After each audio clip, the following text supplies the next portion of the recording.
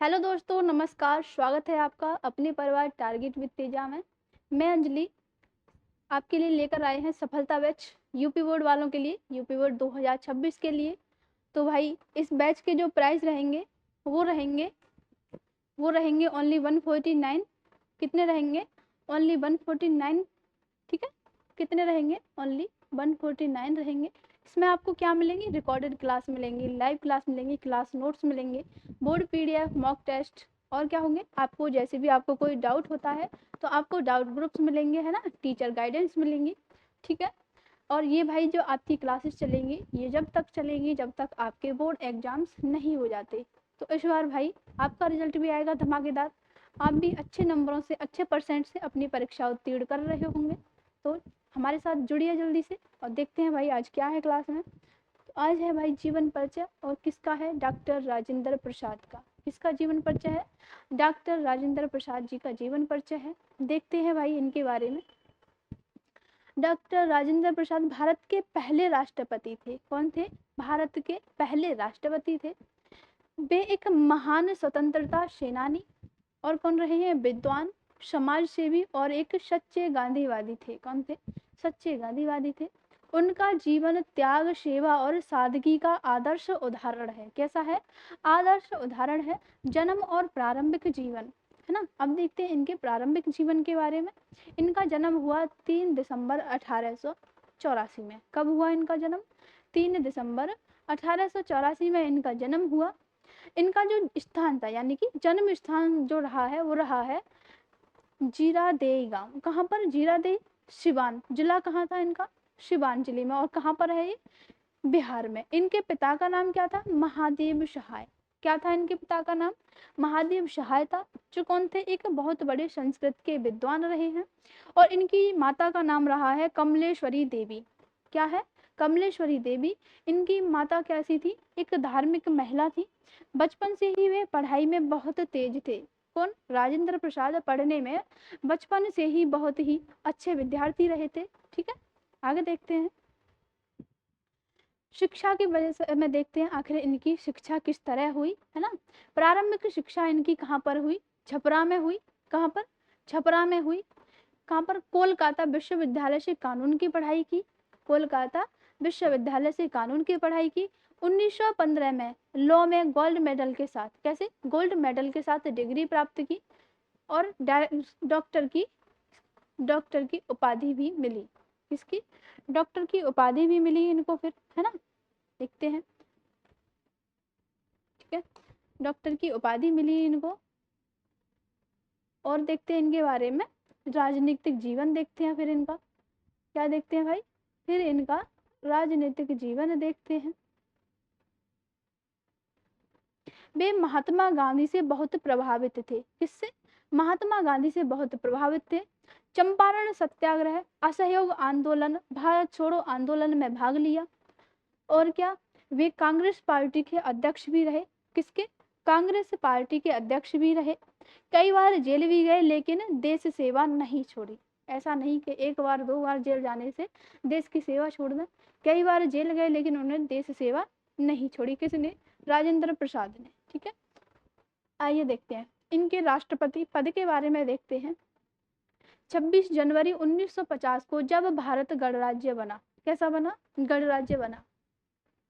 तो डॉक्टर राजेंद्र प्रसाद भारत के पहले राष्ट्रपति बने। कौन बने? पहले राष्ट्रपति बने। हमारा जो देश का प्रथम नागरिक होता है वो कौन होता है? राष्ट्रपति होता है। वे 1950 से 1962 तक राष्ट्रपति रहे। कैसे? 1950 से 1962 तक राष्ट्रपति रहे, यानी कि लगातार दो कार्यकाल। कैसे? लगातार दो कार्यकाल संभाले उन्होंने। उन्होंने संविधान सभा में बड़ा योगदान दिया।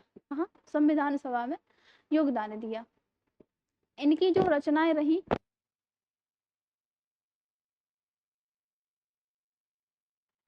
रचनाएं रही, आत्मकथा बापू के कदमों में, है ना। आत्मकथा बापू के कदमों में, भारत का संविधान, है ना, भारत का संविधान। और भी इनकी बहुत सारी रचनाएं रही, जैसे कि मेरी आत्मकथा हो गया। मेरी आत्मकथा, मेरी आत्मकथा जैसी इनकी रचनाएं रही हैं, मेरी आत्मकथा। और इनकी सबसे महत्वपूर्ण जो रचना है वो है इंडिया डिवाइडेड, क्या है, इंडिया डिवाइडेड। इनकी सबसे महत्वपूर्ण और सर्वाधिक पूछे जाने वाली, यानी कि सबसे अधिक पूछे जाने वाली जो रचना है वो है इंडिया डिवाइडेड, इनकी सबसे महत्वपूर्ण रचना है। और कौन सी है इनकी, एक और बताएंगे, किसी को पता हो तो जरूर एक बार कमेंट करके बताएंगे। सत्याग्रह एवं चंपारण, क्या रही है, सत्याग्रह एवं चंपारण, चंपारण है ना, चंपारण। और क्या रही है, ये कब आई थी, 1917 में आई थी। वैसे नहीं पूछा जाएगा लेकिन फिर भी, और क्या कब आई थी, 1917 में आई थी ये रचनाएं जो थी इनकी। और एक और सबसे महत्वपूर्ण जो रचना रही है इनकी, रही है गांधी जी की देन। क्या है, गांधी जी की देन, गांधी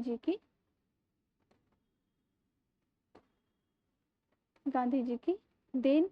और भाई और भी रचनाएं रही हैं इनकी, भारतीय संस्कृति और खादी का अर्थशास्त्र, भारतीय संस्कृति और खादी का अर्थशास्त्र, क्या है, भारतीय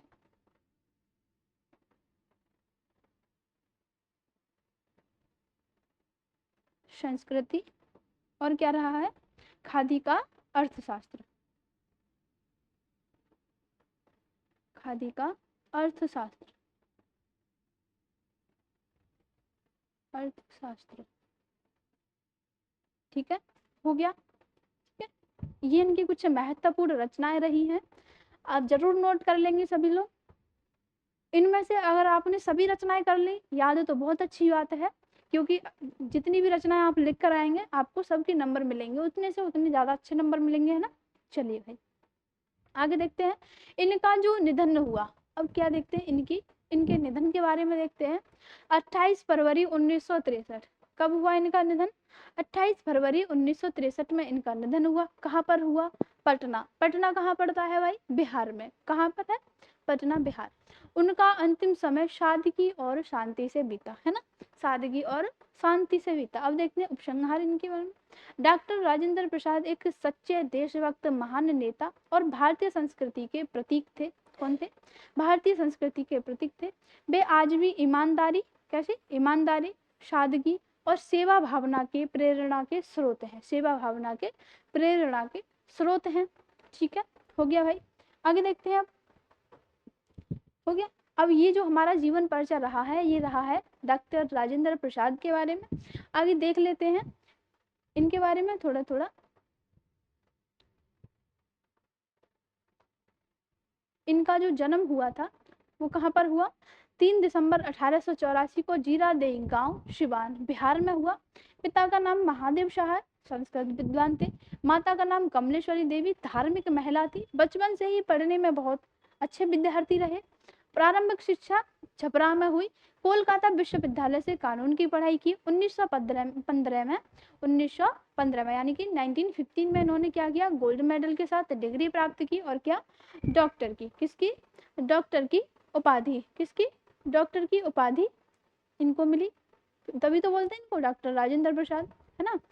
जो इनका राजनीतिक जीवन था वो महात्मा गांधी से बहुत प्रभावित थे।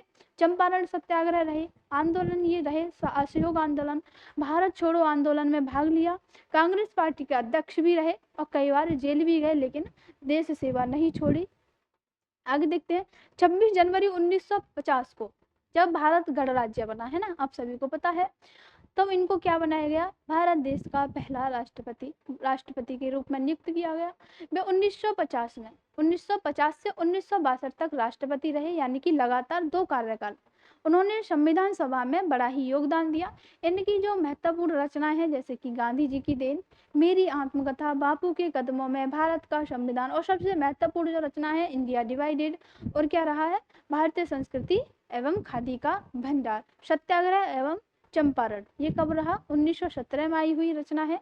1954 में उन्हें किससे, भारत रत्न से सम्मानित किया गया। यह भारत का सर्वोच्च नागरिक सम्मान है। इन्हें कब मिला था, ये महत्वपूर्ण पॉइंट है इनका, इन्हें 1954 में, है ना, 1954 में भारत रत्न से सम्मानित किया गया।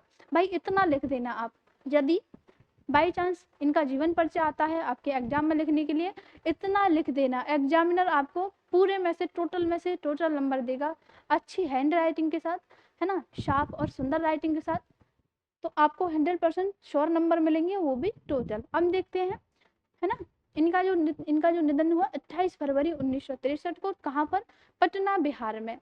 और जो लास्ट समय जो था, इनके अंतिम दिन जो थे जिंदगी के, वो रहे इनके जीवन के शब्द बहुत ही सादगी और शांति से व्यतीत किए, है ना।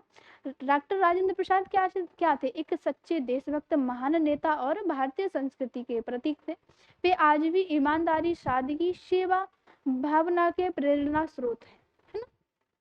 चलिए भाई आगे देखते हैं। अब देखते हैं सुमित्रा नंदन पंत के बारे में। किसके बारे में देखते हैं, सुमित्रा नंदन पंत के बारे में देखते हैं।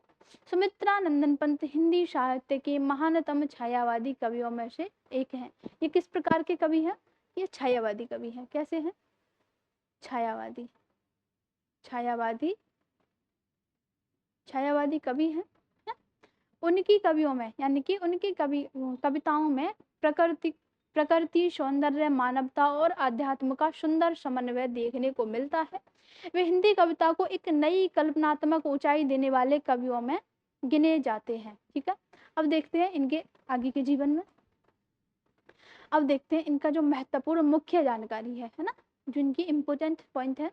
इनका पूरा नाम है सुमित्रा नंदन पंत। जन्म हुआ 20 मई 1900 में। कहाँ हुआ, 20 मई, 20 मई, है ना।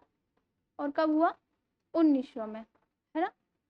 जन्म स्थान रहा कौशानी जिला बागेश्वर, कौशानी बागेश्वर, है ना, बागेश्वर।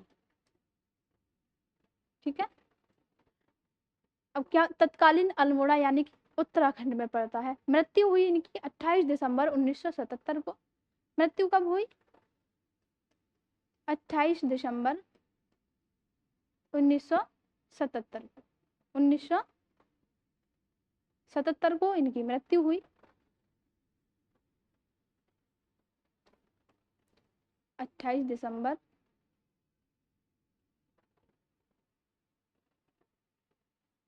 1977। हिंदी, संस्कृत, अंग्रेजी का गहरा ज्ञान था। हिंदी, संस्कृत और अंग्रेजी, देख रहे हो, संस्कृत का, अंग्रेजी का और सबसे महत्वपूर्ण हिंदी का इन्हें अच्छे से ज्ञान था। छायावादी युग यानी कि काव्य प्रवृत्ति, प्रकृति, सौंदर्य, मानवता, दर्शन। उपाधियां थी इनकी, इन्हें कौन कौन सी उपाधियां मिली, पद्म भूषण, ज्ञानपीठ पुरस्कार मिला इन्हें, साहित्य अकादमी पुरस्कार भी मिला। अब देखेंगे ज्ञानपीठ, साहित्य अकादमी पुरस्कार और पद्म भूषण, इतने सम्मानों से इनको क्या सम्मानित किया गया, इनकी ये उपाधियां थी। आगे देखते हैं इनके बारे में।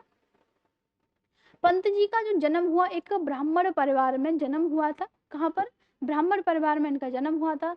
जन्म के तुरंत बाद ही इनकी माता जी का क्या हो गया, देहांत हो गया, है ना। इसलिए इनका लालन पालन, जो पालन पोषण किया, जो उनके दादी और दादाजी ने किया। बाल्यकाल से ही वे बहुत संवेदनशील और कल्पनाशील थे। कैसे रहे थे, कल्पनाशील रहे। पहाड़ों की सुंदरता ने उनके मन में प्रकृति के प्रति विशेष प्रेम उत्पन्न किया। इनका जन्म कहाँ हुआ, उत्तराखंड में, और उत्तराखंड में क्या है, पहाड़ है ना। तो पहाड़ों की सुंदरता ने उनके मन में प्रकृति के प्रति विशेष प्रेम उत्पन्न किया, जो उनके साहित्य में स्पष्ट झलकता है। क्या करता है, स्पष्ट झलकता है। ठीक है, आगे देखते हैं इनके बारे में। उन्होंने वाराणसी और इलाहाबाद से शिक्षा प्राप्त की। कहाँ से, वाराणसी और इलाहाबाद से। वर्तमान में क्या बोलते हैं, प्रयागराज, है ना। कहाँ से, प्रयागराज से। ठीक है, प्रयागराज से शिक्षा प्राप्त की। प्रारंभ में वे संस्कृत और अंग्रेजी साहित्य से प्रभावित रहे। प्रारंभ में किससे, अंग्रेजी और संस्कृत से। फिर उन्होंने हिंदी में कविता लिखना शुरू की। किसमें, हिंदी, और हिंदी में जो कविताएं थी उन्होंने बाद में लिखना शुरू की। चलिए और देखते हैं इनकी जो मुख्य रचनाएं हैं। पल्लव है, गुंजन है, युगांत है, ग्राम्या है, लोकायतन है, स्वर्ण किरण है, वीणा है, चिदम्बरा। चिदम्बरा के लिए क्या मिला है ना, ज्ञानपीठ पुरस्कार मिला। अभी बताया ना मैंने इनको, ज्ञानपीठ जैसा पुरस्कार मिला है ना, साहित्य अकादमी मिला। तो जो इन्हें ज्ञानपीठ मिला वो मिला चिदम्बरा के लिए। किसके लिए मिला, चिदम्बरा के लिए मिला। ठीक है, कविताओं की विशेषता क्या थी, प्रकृति और सौंदर्य का सजीव चित्रण, छायावादी कल्पना, और क्या था, भाषा, मानवतावाद और आध्यात्मिक दृष्टिकोण, संस्कृत निष्ठ और कोमल शब्दावली दर्शन, विचार और समाज का चिंता, विचार और समाज की चिंता। प्रसिद्ध जो पंक्तियां थी इनकी, सबसे महत्वपूर्ण जो इनकी पंक्तियां रही, बोलते मैं मानवता का कवि हूँ, क्या मैं मानवता का कवि हूँ, चिर संगी साथी हूँ, कैसा चिर संगी साथी हूँ उसका, उसने श्रम से जीवन गढ़ा है। मैं मानवता का कवि हूँ, चिर संगी साथी हूँ उसका, जिसने श्रम से जीवन गढ़ा है। ठीक है, ये इनकी प्रसिद्ध पंक्तियां हैं, कभी कभी एग्जामिनर पूछ लेते हैं। सम्मान और पुरस्कार, ज्ञानपीठ पुरस्कार मिला चिदम्बरा के लिए, किसके लिए मिला, चिदम्बरा के लिए मिला, है ना। भारत सरकार द्वारा साहित्य अकादमी पुरस्कार, कई विश्वविद्यालयों से डॉक्टरेट की उपाधियां मिली ना। निधन हुआ है ना, इनका जो निधन हुआ वो हुआ 28 दिसंबर 1977 को। कब हुआ, 28 दिसंबर 1977 को सुमित्रा नंदन पंत का निधन हो गया। उनकी स्मृति में कौशानी में उनका स्मारक है। कहाँ पर है इनका स्मारक, कौशानी में, है ना। संग्रहालय, पंत संग्रहालय भी स्थापित किया गया, पंत संग्रहालय भी स्थापित किया गया। ठीक है, तो भाई ये इनकी कुछ महत्वपूर्ण रही हैं, क्या है इनकी रचनाएं रही हैं। और उनके इनकी देख लेते हैं, इनके बारे में कुछ निबंध भी लिख लेते हैं, है ना, पूछ लेते हैं कि इनकी निबंध की रचना कौन सी थी, इनके कौन से निबंध रहे हैं। ठीक है, अब देख लेते हैं इनके निबंध, देख लेते हैं। ये मिक्स कर दिया है उसमें सब कुछ, लेकिन कभी कभी एग्जामिनर पूछ लेता है कि निबंध बताइए, है ना, निबंध सहित निबंध देख लेते हैं। तो भाई इनके निबंध रहे हैं जैसे कि युगांतर, क्या रहे हैं, युगांतर, युगांतर, युगांतर। और क्या रहे हैं इनके, एक रहा है इनका युगांतर है, और क्या है, शिल्पी है, क्या है, शिल्पी, शिल्पी है। और क्या रहा है, मेघनाद वध, और क्या है, मेघनाद, मेघनाद वध जैसे इनके जो रहे, इनके क्या रहे निबंध रहे। और क्या रहा सबसे महत्वपूर्ण, पतझड़, सबसे महत्वपूर्ण जो था पतझड़ था। ठीक है, सबसे महत्वपूर्ण जो इनका निबंध रहा है वो है पतझड़ रहा है। ठीक है, तो इस प्रकार है भाई, ये हमारे जीवन परिचय रहे। ठीक है, तो भाई अच्छे से पढ़ते रहेंगे, इतना ही काफ़ी है। अगर आप इतना भी लिख कर आते हैं ना तो आपको 100% टोटल नंबर मिलेंगे, लेकिन साफ और अच्छी हैंड राइटिंग के साथ लिखना होगा। ठीक है, तो भाई मिलते हैं नेक्स्ट क्लास में। जब तक के लिए सभी प्यारे साथियों के लिए बहुत बहुत धन्यवाद। राधे राधे। डेली पढ़िए, थोड़ा पढ़िए, ताकि आप अपनी परीक्षा अच्छे नंबरों से, अच्छे प्रतिशत से, अच्छे परसेंट से पास कर सकें। ठीक है भाई, जय हिंद सभी के लिए।